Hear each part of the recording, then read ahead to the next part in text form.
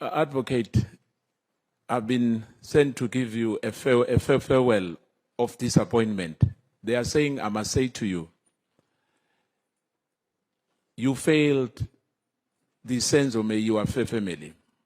Your prosecutors have failed the Senzo Meyiwa families and many families, not necessarily him alone, but his case has been going on for many years, and people who were supposed to be, in their view, to be held accountable, they are untouchable.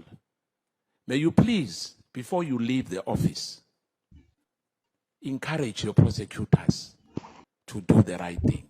This postponement, as my colleague was talking here about, the time has expired. so the half second is gone. Please, can you please consider that? Thank you so much, Chair. Thank you, Advocate. Thank you, Chair. May I respond? I will try to be quick. Chair, I will not sit here and accept the blame on the part of the prosecutors for the absolute disaster in the prosecution of the Senzo Meyiwa case. I can give details of the fact that there were two teams in the police that were investigating this matter. One reporting to the minister, one reporting to the National Commissioner. And these teams were at loggerheads with each other. If I recall correctly, they may even, I stand to be corrected, they may even have been dockets open by one team against the other. It was a total mess. There were requests by the teams for specific prosecutors from the Johannesburg office. There were allegations that against certain prosecutors. And in an effort to salvage the case, I discussed the matter with the DPP of Pretoria and Gauteng and said, we're going to take this case out of Johannesburg and transfer jurisdiction to Pretoria, get a prosecutor from Pretoria to look at both the dockets, at all the evidence, and decide on how to proceed and unravel this total mess in this case. So this is the said scenario that occurred for Senzo Meyiwa.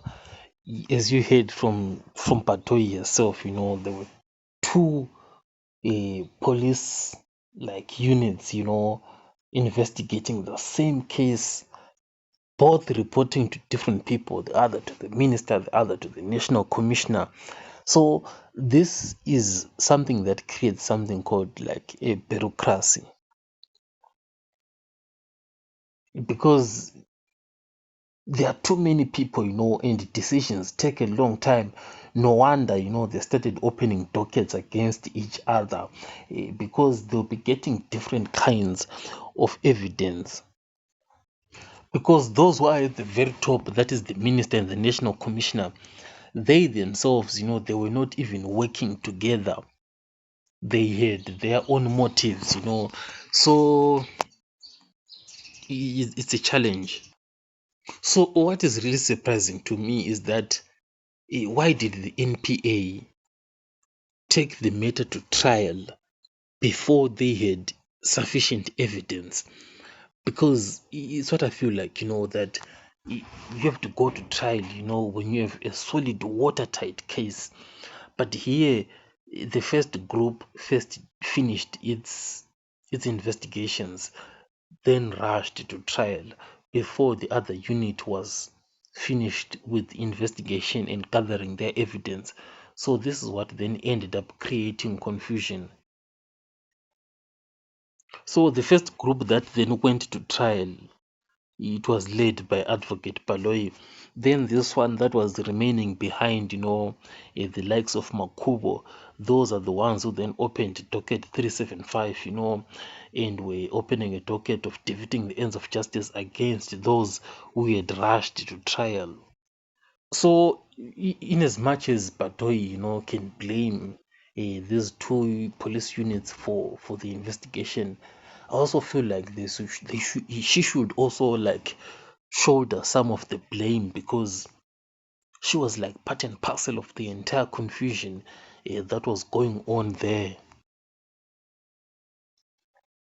So what we have is a disaster on our hands, and another disaster that we also have on top is that Patoy herself, does not even know of any solution to take forward. Like, what's the solution going forward? This is a disaster that we have. How to clean up this mess? She doesn't even know. And one thing that is even concerning, is that this is something high profile, for Senzo Meyiwa, this disaster that is there. What about for those, who do not have that high profile image, as Senzo Meyiwa? Imagine the disaster that is going on for them, trying to get justice. I remember there's this guy who was interviewed, was once said, that he was wrongly arrested, and he was then released after years, and he is finding it hard, to be employed because of what he went through. Employers do not want anything to do with him. And what's even concerning even more, is that Patoy herself, she even revealed that she doesn't give guidance, for these cases. Like she just gets these reports. So it makes me wonder, like what is her role really as the head of the NPA? So it made me, to research this question, to say, to be what is the role of the head of the NPA? And she has so many roles, as you can see here. The chief executive ensuring the divisions are operating efficiently, etc. So there is one big role there that is very, very important. And it is that she has the ultimate authority, on whether criminal cases should be prosecuted or not. So having seen the evidence, for the Meyiwa case, the disaster, the confusion that is there, I feel like she should have stopped, the prosecution for that Meyiwa case instead of going as far as to blame, to lay the blame on those two police units.